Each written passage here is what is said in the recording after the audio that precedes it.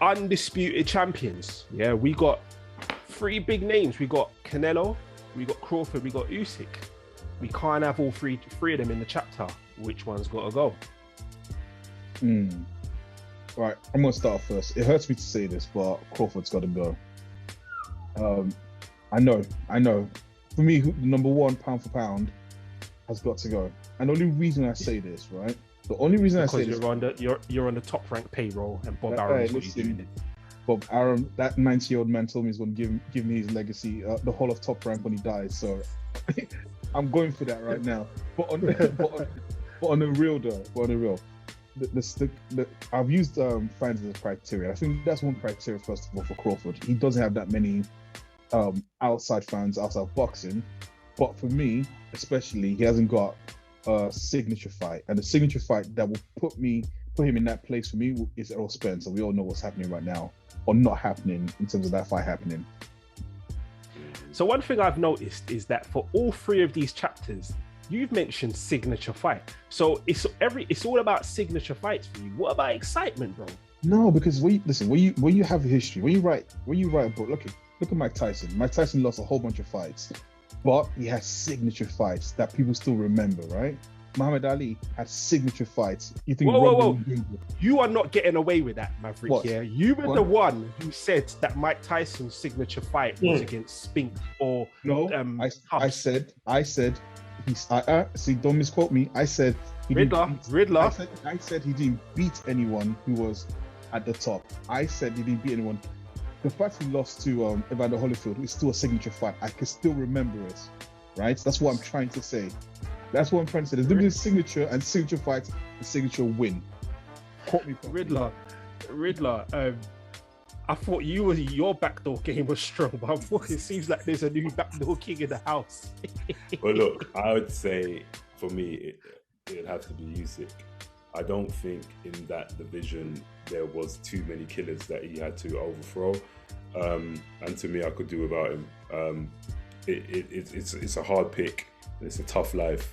But that's just my opinion. He would have to go. I mean, I can't see Canelo. I can't drop out Canelo. Not with the tremendous things that he's actually doing at the moment, still current, and what he has done. If he was to quit boxing right now, he would be good. That's how you have to look at it. If they was to quit boxing right now, will they be good? And Canelo is arguably one of the best to ever done it.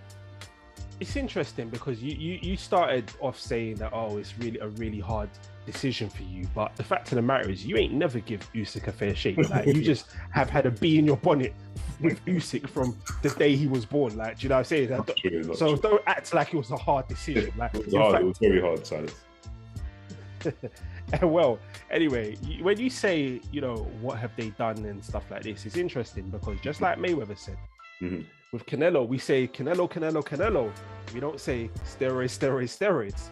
So unfortunately, based on that criteria, I would have to leave his chapter out. Why? Because he's the only one that, his resume is questionable. We don't know what he's been up to, and I don't think it's fair for people who tested negative all the way throughout to have to take a backseat to a guy who's been on this, tainted beef. Is that what you said? Can I ask you something? Just quickly, I'm not trying to divert. But for everybody who's been a convicted felony, everybody who has went to jail, do you believe that all of them were guilty? That's not my job, mate. No, it's not my job. Yeah, but you're smart enough to have your own opinion because you're very opinionated, Silas. So if you will, no, you're asking me a loaded question, aren't you? You're asking. You want me to say that it's not a loaded question. I'm just saying Canelo might not be guilty because we don't know. But what we do know is that he got caught for drugs. That's what we do. No, what I also do know is that the guy is always maintained his innocence. So I just wanted to see where he was with the question, but. In Africa, you accepted it. That's your answer. I love listening to both of you. The politician versus the prosecutor and that role changes every week. It's brilliant. It's just wonderful, right?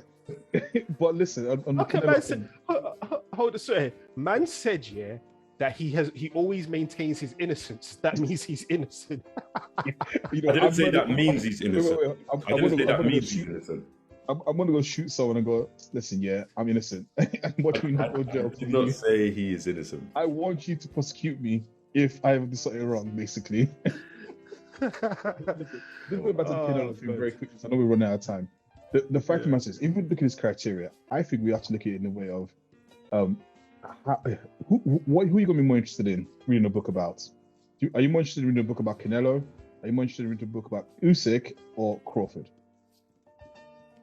And I'll say Canelo, out of all of them, is the one that you definitely want to read a book about, whether it's about tainted beef or you want payday, I give you payday, or all the wonderful fights that he's had.